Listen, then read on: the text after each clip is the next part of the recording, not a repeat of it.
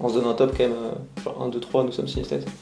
Vas-y, je fais comme ça. 1, 2, 3. Nous sommes synesthètes. C'est un trouble des neurones qui fait partie des spectres du trouble autistique. C'est genre plein de sens qui se mélangent, tu vois, genre t'as l'odorat, la vue, l'ouïe, le toucher, le goût, et tout va se mélanger. Par exemple, je sais pas, un truc basique, on voit les jours de la semaine en couleur. Genre moi je sais que le 18 juin 2009 par exemple c'est un jeudi, parce que je vois du jaune et j'ai une sensation de bois. Et les événements sont associés soit à des couleurs ou à des goûts, ou voilà, des sensations qui ne devraient pas normalement être associées aux autres sens. Quand un bébé vient au monde, il est synesthète parce que le cerveau n'étant pas encore terminé d'être formé, tous les neurones sont regroupés. Donc tous les sens se mélangent quoi. Voilà. Et normalement, en grandissant, le cerveau se développe et chaque neurone prend sa place. Donc les neurones du goût ne vont pas être connectés avec les neurones de la vue. Et en fait, chez les synesthètes, ça le reste, simplement. C'est involontaire, on est comme ça depuis la naissance, mais on est très peu à le savoir. Le chiffre 3. Pour moi, le chiffre 3, c'est un chiffre bleu. C'est la courbe de la banane. Une alarme. Des bouts de verre. Rouge en général, mais c'est pas le même rouge que le lundi par contre, parce que faut pas déconner quand même. La Suisse. Donc ça mélange de froid et j'ai l'odeur du bois dessus. La Suisse, c'est un tempérament un petit peu plus posé que chez nous. Et du coup, moi, ça me rappelle un peu ces sensations de balade en forêt. Les mecs qui vont regarder vont se dire c'est quoi ce bordel.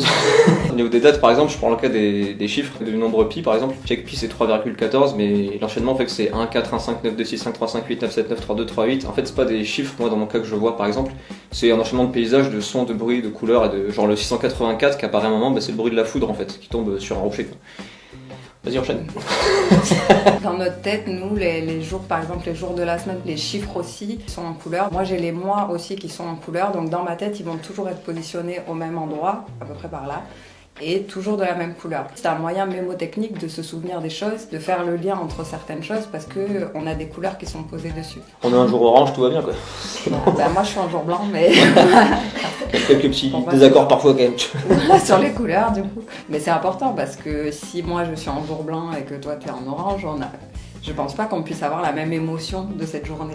En gros c'est un trouble mais qui apporte quand même des particularités. Donc pour lui ça va être spécialement une mémoire un petit peu importante et particulière. Donc il retient le nombre pi sans le vouloir par exemple. Pour moi je suis comme un peu un Sherlock Holmes. Sur les milliards d'infos qu'on peut capter en regardant un être humain, moi j'arrive à faire une synthèse de la personnalité de la personne juste en l'ayant face à moi ou en entendant son nom. Je suis un peu mentaliste mais sans le vouloir, sans l'avoir appris. Toutes les infos s'amènent à moi, donc quand je vois, je vais avoir aussi une sensation de goût.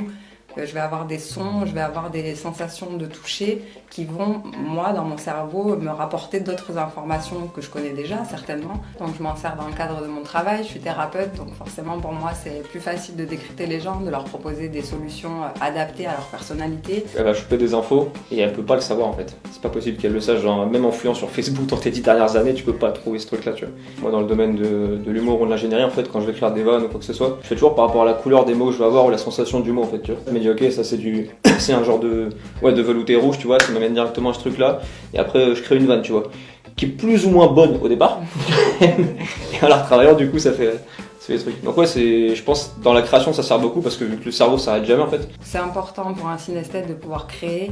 Il y a beaucoup quand même de synesthètes connus qui sont des artistes. Lady Gaga, Pharrell Williams, Stevie Wonder par exemple. Stevie Wonder qui est aveugle mais qui voit la musique en couleur. Il y a environ 4% de la population qui serait synesthète. C'est difficile quand même de mettre en lumière un synesthète si lui il n'a pas déjà découvert chez lui certaines choses qui lui semblent particulières et qui fasse peut-être la démarche d'aller voir des gens dans ces métiers, donc des psychologues, des psychiatres. Et après ça peut se déclencher sur un truc particulier, enfin, je sais que dans mon cas par exemple, j'ai bloqué un horaire, un manager en Master 2 en 2014, donc ça je vais faire une étude.